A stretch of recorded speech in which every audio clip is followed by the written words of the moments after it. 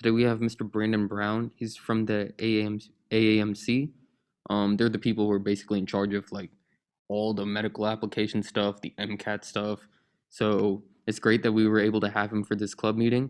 Hopefully he has a lot of information he can share with us. And Mr. Brown, it's all yours. Absolutely. Thank you so much, Mohammed. Thank you for inviting me here to speak with you all today. As was just shared, my name is Brandon Brown, and I'm the Senior Outreach Specialist for Services Communications at the AAMC, which is just a fancy way to say that I get to do cool things like present on our resources to wonderful, amazing, aspiring medical students like yourself. So I'm going to delve into the presentation. Please jot down questions. And at the end, I'll definitely make sure that we have some time to cover them.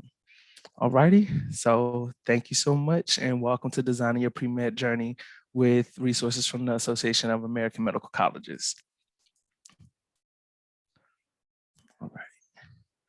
So if you haven't heard of the AAMC or, are still maybe a little bit unsure of exactly what we do, we're a nonprofit organization that focuses on transforming healthcare in 4 primary mission areas: medical education, patient care, medical research, and diversity, inclusion, and equity in healthcare. Our mission is to serve and, oh, you know what? I have not shared my screen with you, or have I? Thank you. Let's try this again. Take 2. It's amazing. A year at home, and it still feels like the first day sometimes. So let's try this again. Can everyone see my screen? All right, perfect. Well, let's try this again. Welcome again to Designing Your Pre-Med Journey with resources from the Association of American Medical Colleges. And again, this presentation will cover some of our tools and resources to help you along your journey. All righty. So again, here was the slide that I was on when I was still talking to when you all were still watching a blank screen. But our mission ultimately at the AAMC is to serve and lead the academic medicine community to improve the health of all. We work through a number of different avenues to support and facilitate medical education. And one of the ways that we do that is by providing services and tools for pre-medical students, medical students, and residents. So here on this side, you'll see the pathway to medical school. You need to get experience, study for the MCAT, so on and so forth. And while you see this timeline, it looks like it's nice and neat, in just like a straight path.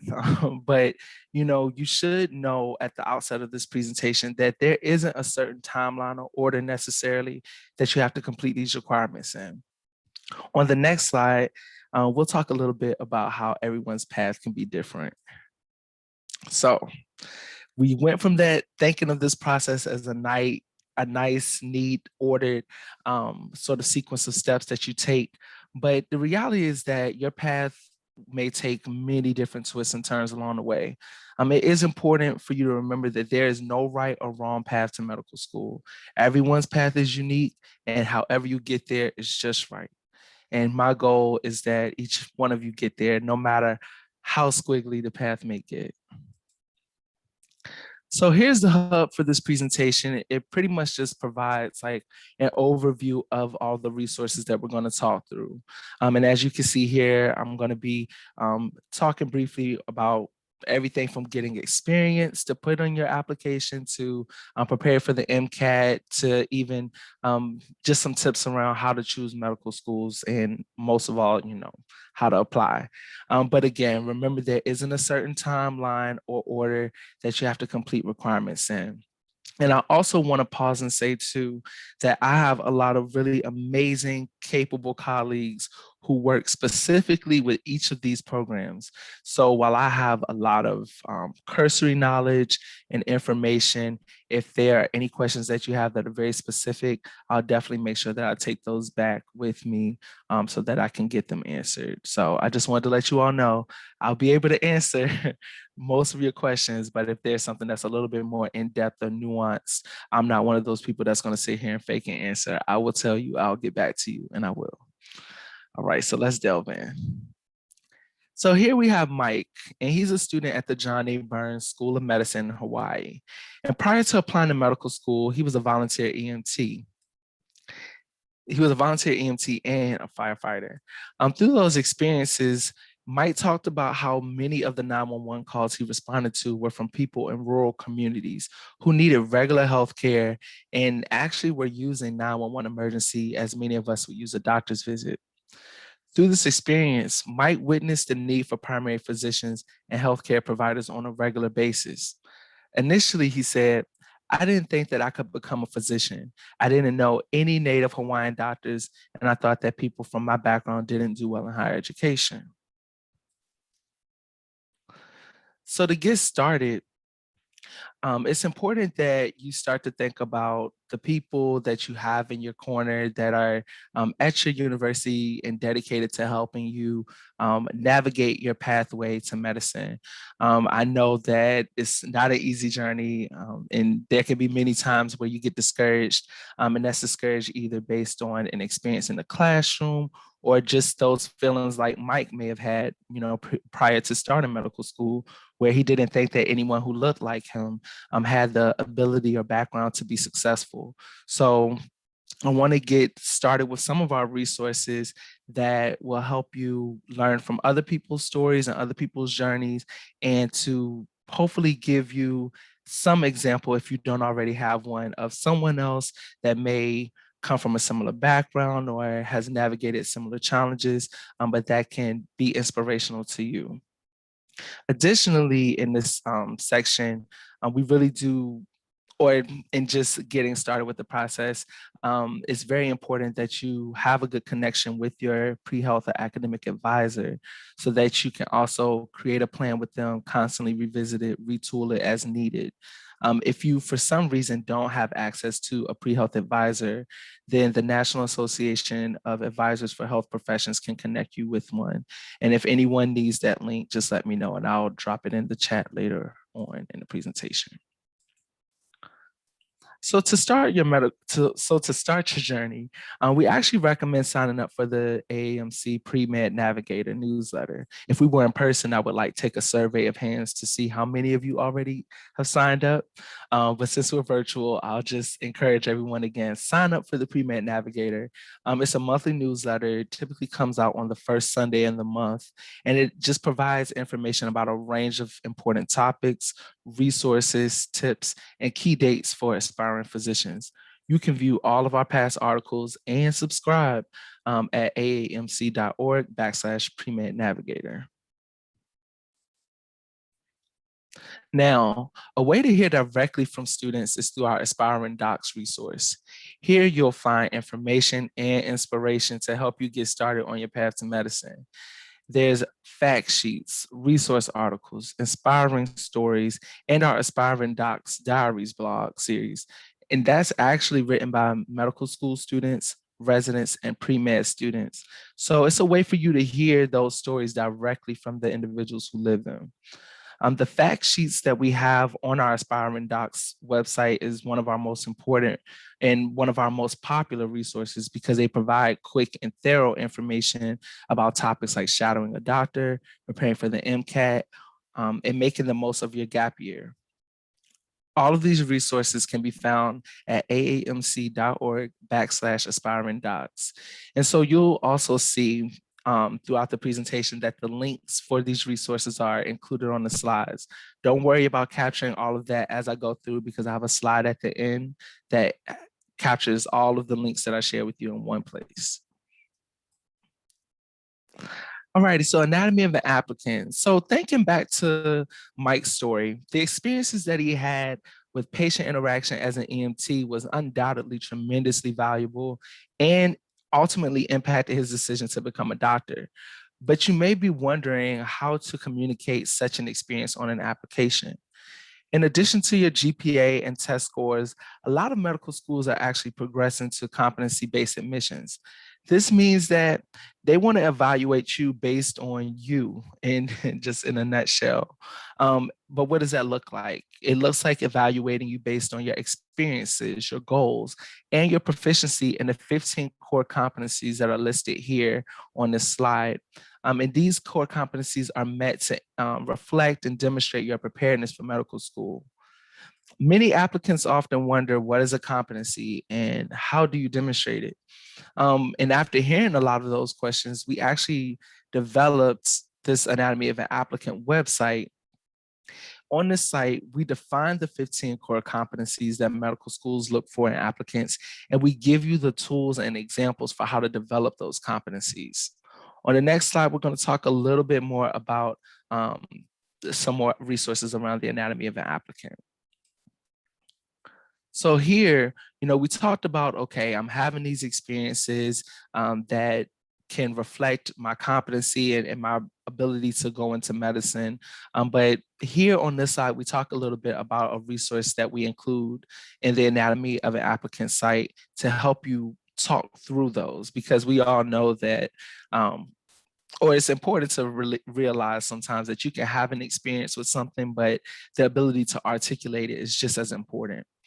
So to show how successful applicants have demonstrated these competencies, we've interviewed real medical students, their pre-health advisors, and their admissions officers who accepted them. On the Anatomy of an Applicant website, you're able to read stories from these medical students and see through their stories how they demonstrated the core competencies during their path to medicine, and also in their medical school applications. You'll also be able to get perspectives from pre-health advisors and admissions officers. You'll also find information about the parts of an application, and you can complete a workbook with self-assessment worksheets, which help you identify which of your competencies. This worksheet here, or the assessment worksheets that we have on the site, allow you to, again, go through and say, okay, what competency would this most align with? How, and it gives you kind of step by step how to break it down. How can you start preparing yourself to be talking about these experiences, both in your application in a personal statement or other essays, but then also it's preparing you for later on in the process when you may have an interview and you need to talk through these experiences in more depth. So this is a really great website. I encourage you all to go to aamc.org/competencies so that you can get accustomed to not only acknowledging your experiences, but understanding how to frame them in context of your journey toward becoming a physician. Okay, so we talked about getting started, but now let's talk a bit about getting some experience, because we know that that's an important component of the application process. And oftentimes people associate getting experience from medical school with shadowing a doctor. And although shadowing a doctor is a great experience as it exposes you to patient interaction and just that day-to-day demands of a medical career, it's not the only way that you can gain experience and be exposed to the components of becoming a doctor. So here we're going to talk a little bit in more depth about one of our main programs at the AAMC that helps aspiring doctors get that experience. The Summer Health Professions Education Program, hopefully this isn't the first time anybody's hearing about SHPEP, but if it is, that's great too. So many students, again, understand the value of getting hands-on experience in the health professions, like shadowing, volunteering, or working in a lab. But if you're searching for a program that prepares you for a successful matriculation into health professions, check out the Summer Health Professions Education Program. Better known as SHPEP, this free program, and let me reiterate that, free program has strengthened students' academic proficiency and career development who are underrepresented in the health professions for over 30 years. Funded by the Robert Wood Johnson Foundation, SHPEP is a free 6-week transformative summer experience for college freshmen and sophomore students interested in the health professions. This program offers opportunities to explore a range of health careers, including dentistry, medicine, nursing, optometry, pharmacy, physical therapy, and physician's assistant and public health. Furthermore, the program prepares its scholars for a successful application in health profession schools. In fact, over 65% of SHPEP alum who've gone on to apply for medical or dental school have been accepted. So the program is hosted at 12 universities across the US. And during this time period, of course, that model has been adjusted in terms of being virtual. So the program has been able to adapt during this period of COVID.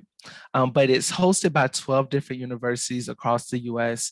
And students are provided with academic enrichment in the basic sciences and math, clinical experiences, career development, activities, learning and study skills seminars, and financial planning. So you're getting a holistic and well-rounded opportunity with SHPEP. The focus of the program is on improving access and information and resources for college students. SHP offers students a variety of fun and enriching academic and career experiences. So again, in terms of eligibility, the program is for college freshmen and sophomore students who have a strong interest in the health professions. Potential applicants must have 60 college credits or less, a GPA of at least 2.5, and be a US citizen, permanent resident, or an individual granted deferred action for childhood arrivals or DACA status. One recommendation letter and a personal statement is also required in the application process. Visit shpp.org for more information and to apply. And again, the window on applications for SHPP is generally November through the beginning of February. And decisions are typically made around mid-March and sent out to students. So if anyone is interested in, in their first or second year, definitely consider applying to that program for next summer once the application goes live in the fall. Alrighty, so here again are just some other ways that individuals typically gain experience for a career in medicine.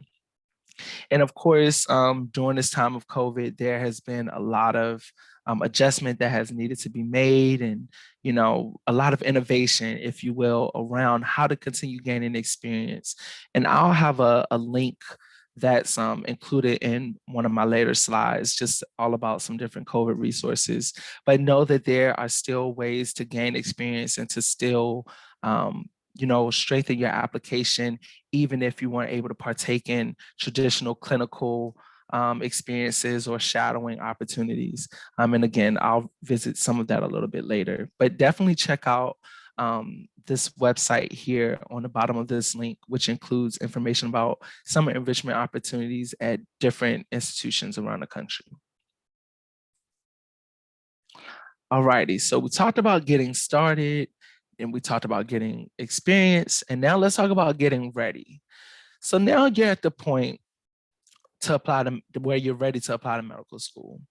And you'll see that the application process actually encompasses a lot of different things, from choosing which schools to apply to, it's pretty important, I would say, preparing for the MCAT exam, and filling out your medical school applications, and definitely covering expenses related to the application process. So the next few slides are gonna delve into a bit more of of our different resources around these aspects of the application and prepping for the application process. First up, you see the fee assistance program. The process of applying to medical school definitely has a financial component. And I'm sure all of you already know that. And it can be a pretty significant one. I see the head nod of affirmation. But also realize that taking the MCAT, applying with AMCAS, those we believe as an organization that those should never be barriers for anyone who wants to pursue medicine. So that's why we developed the fee assistance program. Before registering for your MCAT exam or applying to medical school, we highly, highly encourage you to explore the AAMC's fee assistance program. This program assists those who, without financial assistance, would be unable to take the MCAT, apply to medical schools with the AMCAS application, or use some of our other AAMC resources. So with the fee assistance program, there are a number of benefits, including reduced MCAT fees, free MCAT prep materials, free subscription to the medical school admissions requirements, and a waiver for the cost of the AMCAS application and AMCAS fees for up to 20 medical school designations.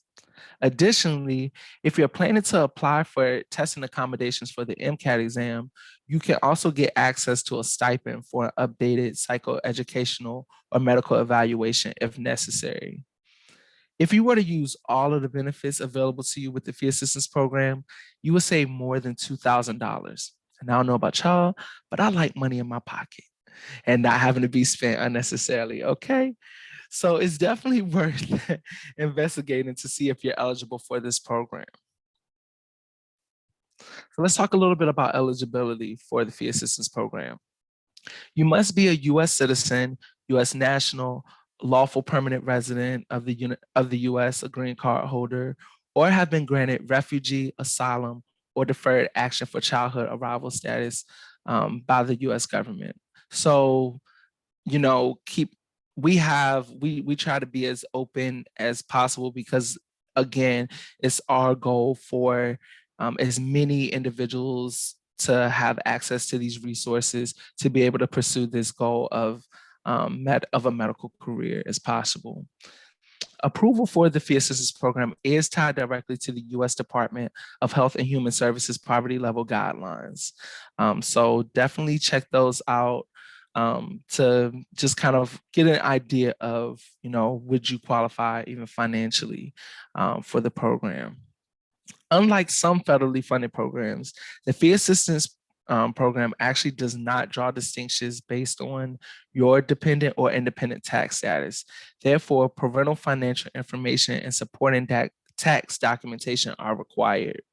And if you have questions or have, you know, a more nuanced situation, you can always reach out directly to the fee assistance program team because we know that although it says that everyone may have a different sort of situation, so we do at least, we don't want you to feel automatically discouraged from applying if you feel as though, okay, for instance, can't get access to parental tax information. Just definitely call and talk with someone and get some assistance with your particular case. Again, it's free to apply for this program, so we encourage you to do so.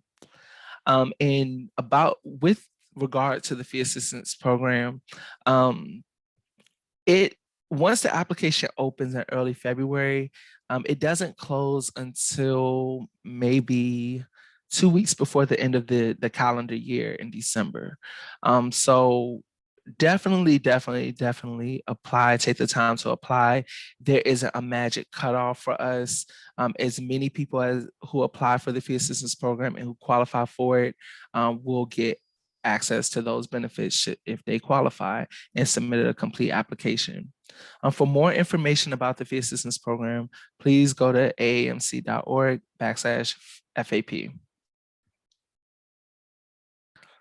Alrighty, so as you think about when to take the MCAT exam, you're probably wondering, like, how do I prepare with it? With the busy schedules, classes, activities, it can be hard to balance it all. Daryl Fields, a current medical student from the University of Wisconsin-Madison School of Medicine and Public Health, encourages students to develop good study habits. And although there's no perfect way to study, continue experimenting until you find one. So we're getting to the MCAT now. And I know this is everybody's favorite topic. But just to overview it, the MCAT exam is a standardized computer-based multiple choice exam taken at a testing center. Almost all US and some Canadian schools require you to submit recent MCAT scores with your application.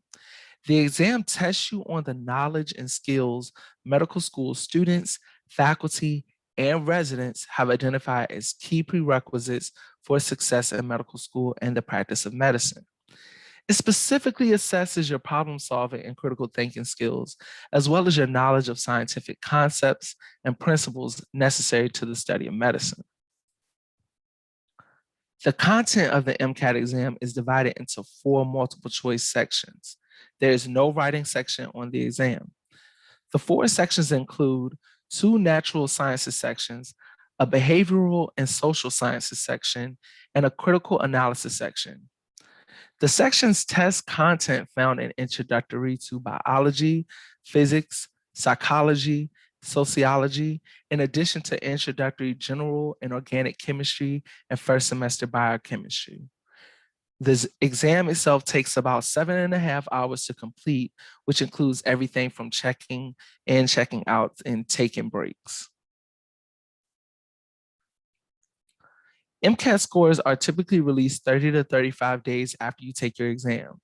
You will receive 5 scores, 4 individual section scores, and a total composite score. Your section scores will be added together to create that total score. And the ranges for each section and the total scores are listed here on the slide. So knowing all of that, you're probably still left with this question, if none other. When is the right time to take the MCAT exam? And the long and short of it is when you're ready. Now, to help you figure out, and determine if you're ready, we have a few questions that you should consider asking yourself. 1, when do you want to apply to medical school? Many examinees typically take their MCAT exam in the same year that they're also applying to medical school. Next, are you familiar with MCAT content? Do you understand it and feel comfortable with it? The MCAT exam doesn't necessarily have any required course you need to take before registering, but if you feel you need more time to prepare based on what is tested, consider a date later in the testing year. Will you need to retake the exam? So again, no one really likes thinking about having to retake the exam, but if you think that you will want to have more, if you think that you will want to test more than once during the calendar year, it is important that you make your first attempt earlier in the year, which gives you time to receive your scores, decide on whether or not you want to retest, and then find an available seat later in the testing year. A few other things that you should keep in mind. There are a limited number of times you can take the exam. In a single testing year, you're only permitted to take the MCAT 3 times. Over the 2 consecutive testing years, you can only test 4 more times. In a lifetime, you're permitted to take the exam a total of 7 times. And that shouldn't, hopefully it doesn't scare anyone on this call, but it really is just, going back to the point of deciding for yourself what your timeline is. Decide for yourself, when you feel ready, when you feel prepared. Don't feel rushed. Don't feel rushed to, run in and take this important exam and, not do your best on it. We want you to be, we want you to feel good about it, and we want you to be prepared. Which leads me to this slide. To help you get started in your preparation, one way is to create a study plan that keeps you on track and organized. The AAMC has a free 6-step guide to help you do just that, including worksheets and suggested resources to help you throughout your preparation. It also includes some suggestions of study strategies you can begin to employ now and throughout your preparation. Sometimes it can also be helpful to see how others tackle the exam. Therefore, we developed a resource that highlights 21 different past examinees, their study schedules, strategies, and tips for how they prepared and what they learned. We also have other resources and practice products throughout this process. Give me 1 second on that. Okay. Sorry, my PowerPoint. The joys of technology. 1 moment, please.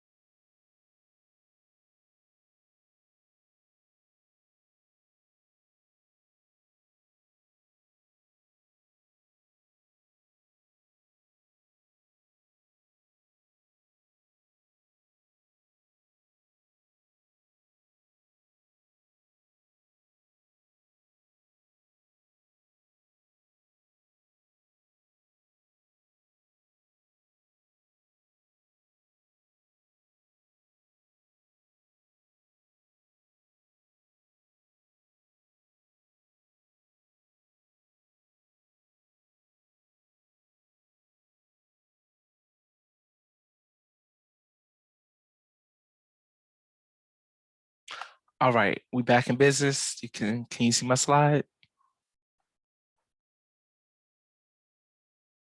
You can, is it good to go, Mohammed? Okay. All right, awesome. So as with anything, learning to pivot is important. All righty. So again, I'm trying to remember where I was in this. Okay, so I believe I was talking about some of our other resources. And again, you can see many of them listed here on the slide. But our goal is to make sure that we can provide as many free or low cost resources for MCAT preparation as possible. So some of them, you see here again, the Khan Academy MCAT collection, practice sets, full-length exams, and again, our inspiring stories and the stories of students who have prepared before. And I really just encourage, I know that there are a lot of MCAT prep organizations and companies out there that do this work, but I just continue to encourage students whenever I can to utilize the resources we have because again, we are the developers of the exam within the AAMC. So it just makes sense. All righty. So now let's take a moment to see what one physician has said about the application process. Like many applicants, Rose worried about not having a perfect GPA, a high MCAT score, but she said during my interviews, no one asked me about my unbalanced MCAT score or the C grades in my transcript. They were more interested in learning about my strengths and the strategies that I use to overcome challenges. Her advice for applicants is to choose schools with missions that align with your own. Her school is focused on rural, underserved communities, and that resonated for her. So now this goes without saying, but every medical school is different. And on average, applicants will apply to about 17. With so many different programs to choose from, how can you make a determination on where to apply? Keep in mind that just like every applicant is different and has their own story and experiences, each medical school is different with its own mission and culture. You can view each medical school's mission statement and a ton of other information for free within the AAMC's medical school admissions requirements, which we refer to as the MSAR for short. This describes the medical school's teaching philosophy, core values, and what they are looking for in their applicants. It can be helpful to think about long term, what are you looking for in terms of your goals and values and whether or not they align with the schools that you're looking at. The medical school admissions requirements resources can help you prepare for the application process and, of course, help you choose where to apply. And again, you can find that at aamc.org/MSAR. So when you get to the point where you are making decisions about where to apply, it can be tempting to only focus on the academic requirements and med school statistics. But remember, this is where you're going to spend at least 4 years, and there are a lot of factors to consider. With the MSAR, you can search for schools by location, median NCAT score, GPA, and then review school-specific data. Save and rank favorites, save notes on each school, and review pre-medical coursework. Subscribers to the MSAR can view complete school data, including things like student data, volunteer experiences, median MCAT scores, and you can even compare medical schools side by side. The official guide to medical school admissions is a chapter guidebook which outlines the admissions process, but also highlights other things like medical career options, how to prepare for medical school, what medical students study, and how admissions decisions are made. We often recommend looking into this resource early in your process to get a handle on what's involved and develop your own application timeline. It also includes access to PDF worksheets. You can find this and all of the other resources we've talked about in this section online at aamc.org/MSAR. So now we have Deidre here from the University of Virginia School of Medicine. And she says, you don't have to be a perfect applicant in every category, but the personal statement is very important. So we'll talk about that a little bit more as we delve into getting this application done. So at this point, you've taken your prerequisites, you've gotten your experience, and now you're actually ready to apply. So let's talk about that AMCAS application and planning for paying for medical school. So MCAT is a little like the Common App, which I know many of you may have used when applying to college. You'll complete one application. AMCAS will verify and process your submitted application, and then we'll send it to your designated medical schools electronically. AMCAS also distributes your letters of evaluation and your MCAT scores directly to the medical schools as well. Here's a look at the typical application timeline, which we refer to as an AMCAS application cycle. The AMCAS cycle is 1 year ahead of the current calendar year. For example, it's currently 2021, but when the application opens in May, we will be in the 2022 AMCAS application cycle. It's offset like this because the application cycle corresponds to when you hope to start medical school, which in this case, for anyone applying during the 2022 cycle, they will be looking to start medical school in the fall of 2022. Again, the AMCAS cycle starts in May every year, but medical schools won't begin receiving process applications until late June. Once your process application is sent, medical schools will begin their review process, which usually involves secondary applications and in-person, or we'll say some form of an interview. Keep in mind, medical school admissions are rolling, so submitting your materials earlier rather than later tends to be a good idea. You will need to keep track of the medical school's AMCAS application deadlines, as this is the date your application needs to be submitted. Official transcripts must be received by AMCAS within 14 calendar days from a medical school deadline. These deadlines are detailed in the medical school section of the application, as well as on our website. The information requested of you in the AMCAS application is relatively straightforward. However, it's very detailed. So know that completing your AMCAS application will take you some time. So the application has 9 sections listed here. And again, it asks for a range of information about yourself. Some sections are pretty self-explanatory, but those highlighted in green require a bit more time and thought. In the coursework section, you'll enter every college level course you have attempted or completed. An official transcript is also required from each post-secondary institution in the US and Canada. Requesting So to aid yourself in this particular aspect of the application, we definitely recommend that you request an official transcript for yourself so that you can have that to refer to as you're inputting that course data. And remember again, that's a transcript from each school you've attended, which transcripts can take some time. So just factor all of that in as you're thinking about applying, as you're thinking through your timeline for the application process. Now, the work and activities section is designed to give you an opportunity to highlight work experience, extracurricular activities, awards, honors, and publications. You may add up to 15 entries in its section and can actually select up to 3 as the most meaningful, which you'll be asked to reflect on in writing. Your personal comments essay or your personal statement will also take some time to draft and finalize.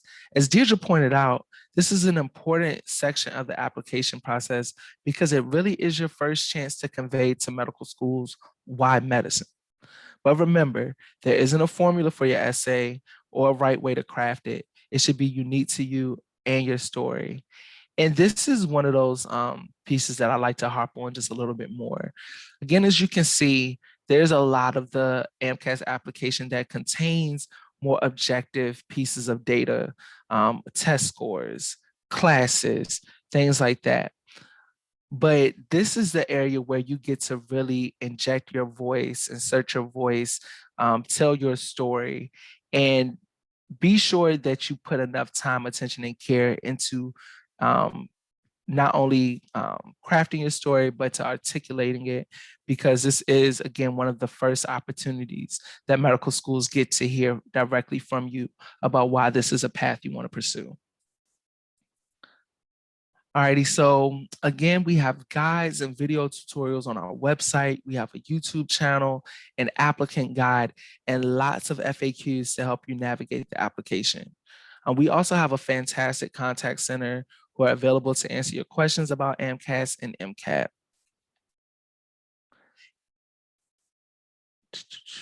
Alrighty, so I'm gonna kind of go through, like breeze through a little of this just to make sure that we have some time for questions. Um, but this piece is just setting us up to talk more about financial aid. So I'm gonna go ahead to the next slide.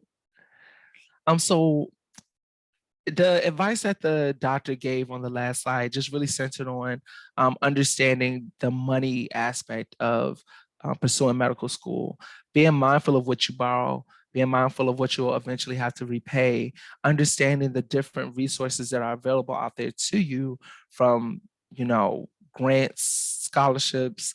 There are just a number of different ways to fund a medical education. So just becoming more and more aware of that is important.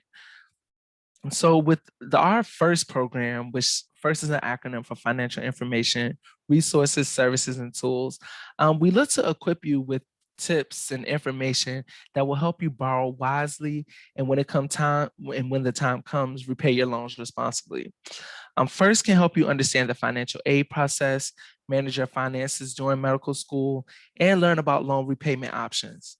Some of the things that you will find when you visit the first website are fact sheets, which is short articles that cover sometimes difficult to understand topics, videos and webinars, repayment charts and timelines that can help you understand what loan repayment might look like, and just a wealth of other financial literacy resources that will help you with budgeting and money management.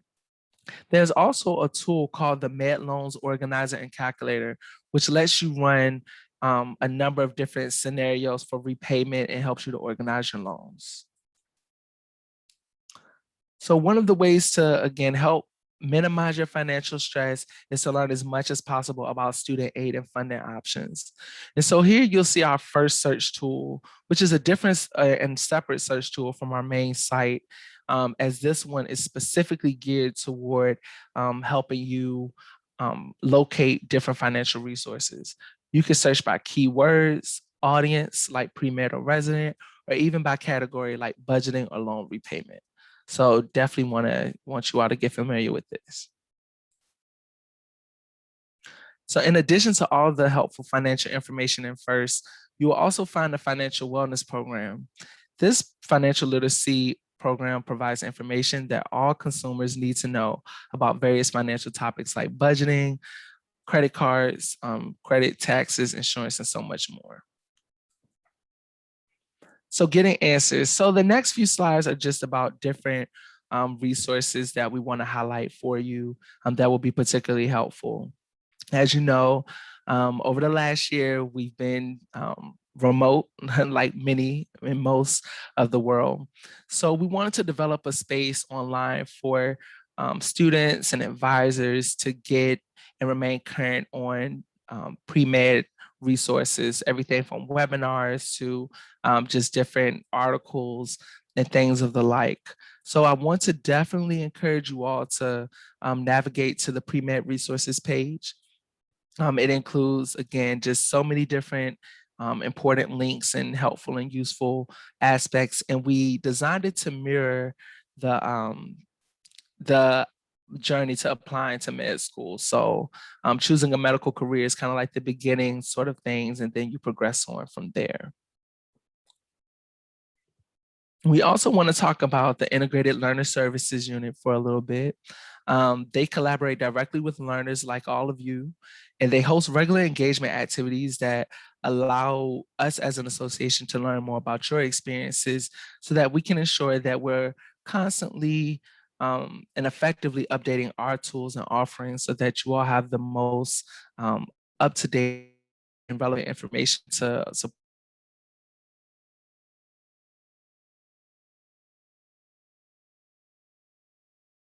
on this slide. So we also have our student and resident website, and everything that I've covered in this presentation is located here. We also just gave this site a facelift because it needed it. So now the information is even more streamlined, clear, easier to navigate. So definitely go over to our student and resident website linked here at the bottom of the slide. Okay, so this is one of the slides I was telling you all about. I've given you a lot of links throughout the presentation. So if you want to take a moment and just grab a quick snapshot of this slide, feel free to do so. So you can always have all those resources with you. All righty. So moving on, again, we've been in this whole COVID-19 sort of seemingly parallel universe for over a year now. And we know that it's impacted a number of activities and experiences that you all are having in terms of continuing your journey as pre-med and eventually medical students. Medical schools are aware of these challenges. So I want to say that and reassure you that they are having conversations about how to continue to be flexible and to adapt in their approach during this application cycle. But we also know that it's important for you all to have access to resources and information that's being updated on a regular basis. So I'll actually send this slide to Mohammed I'll send it later on this evening. But this is a linkable, you can click on these and go right to these pages. And I wanna highlight too, the NAHP recommends pre-health opportunities during the pandemic. That's a really good article to take a look at, and it's linked to a Google Drive document full of different ideas of alternative ways to gain experience to put on your medical application during this time of social distance. All right. So to wrap up, I encourage you to follow us on Facebook and Twitter for information, tools, tips, and quick answers to your questions. And also, again, be sure to visit the AAMC student website for all of the resources mentioned during this presentation. And all the tools represented here and a lot more, because there's a lot more I couldn't even get to today. But I want to, end by wishing you all just the best of luck on your journey. I know it's not particularly easy right now, but I just want to encourage you all to stay motivated because the world needs capable, informed doctors like yourselves. So I have time now for a few questions, and I look forward to being of service.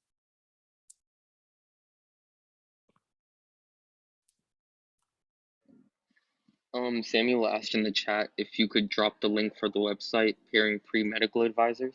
I absolutely can. Give me 1 second to do that. Great. And I'm also going to, I'm sorry, I saw this question. So this May will be the 22 cycle. Yes, when the MCAT application opens in May, that's going to be for the 2022 cycle. And so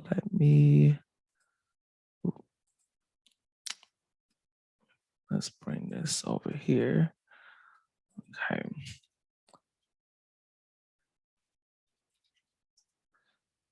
So I'm also going to drop, and you're very welcome. I'm going to drop some links in the chat because we actually have some upcoming opportunities for you to learn even more about the AMCAS application process for the 2022 cycle. And we're actually about to host a fair on April 22nd to demystify the application process during this era of COVID. So let me drop this information here. And Samuel, I got you on that advisor link, I promise. Let me put this in here first.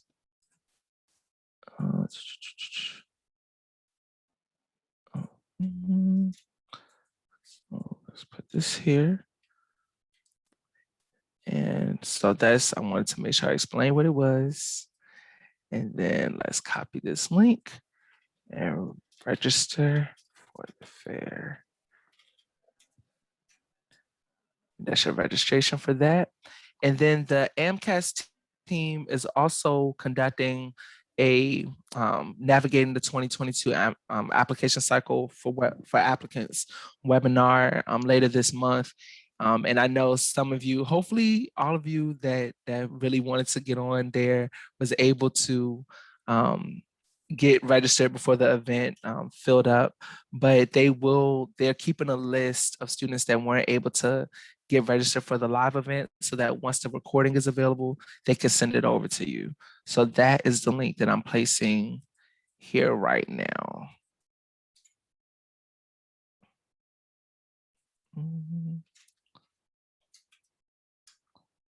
And then last but not least, here is the NAHP Find an Advisor site. And just wanted to let everybody know that I'll probably be sending all this out in the recap email. So, Oh, perfect. Can you apply for as a college freshman? So was this the next question, Mohammed? I wasn't sure if another one came in before. I think Leah asked if this applies for the 2022 cycle, but I think you said yeah. Okay, perfect. So then I think Khalees, I see your question. You're welcome, Samuel. So I wouldn't recommend applying for FAP that early as a freshman because the benefits run out. So if you were to get FAP, if you were to apply for FAP this year, get approved, your benefits are good through December of 2022. And so, as a first year student, you're still pretty early on in your journey for your benefits to kind of end,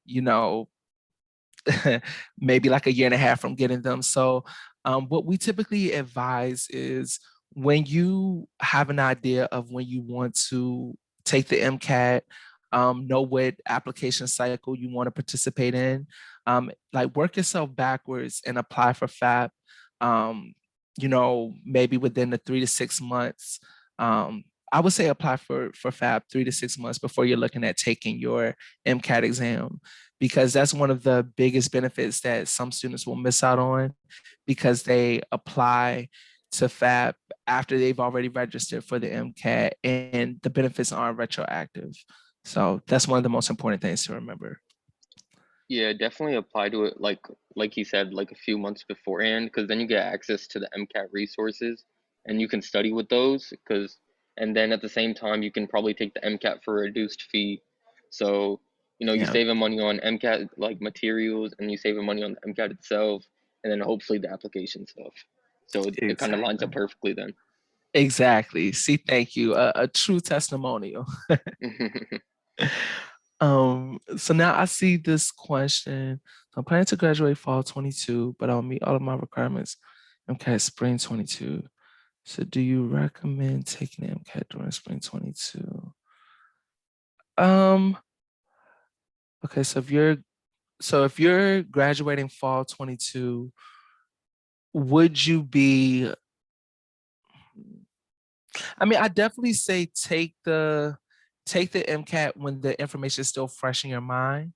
Um, but also again, really just think about when you're going to be looking to apply to medical school. So I don't want to assume if you're graduating in fall of 22, would you be looking to apply for the 2023 cycle to start med school in fall of 23?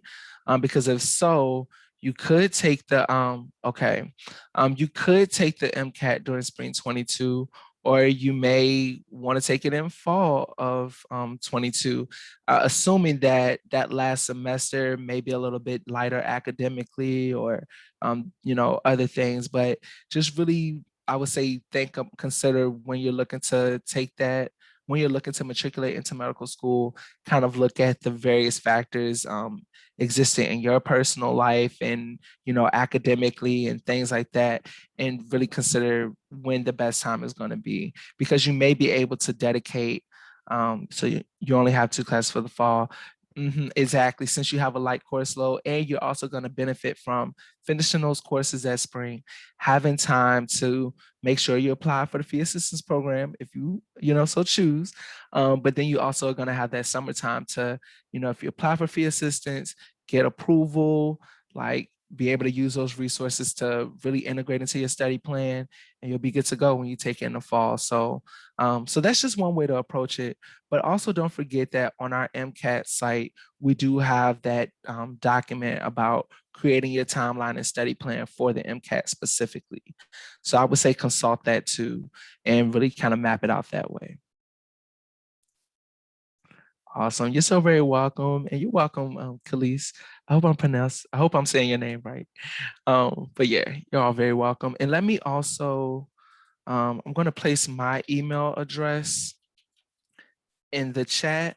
So if you all have any other questions, I know I have a hard stop at 5 for another appointment, but if you all have any other questions that come up, please do not hesitate to email me. If you just need a periodic motivational speech, I'm good at those too.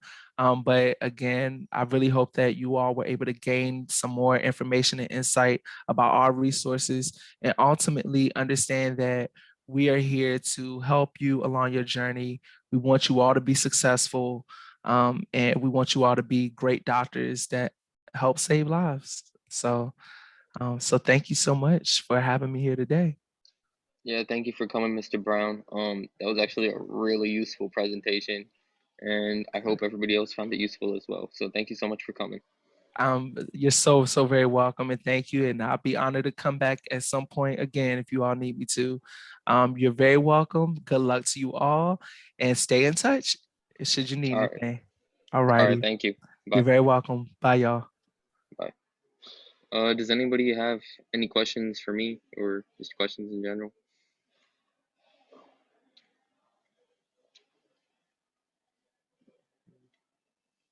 All right. In that case, I think we're just gonna go ahead and wrap it up. We're gonna be having our next meeting 2 weeks from now, 4 o'clock. I think that's Wednesday, April 21st. So I'll email the details out for that then. And yeah, bye guys.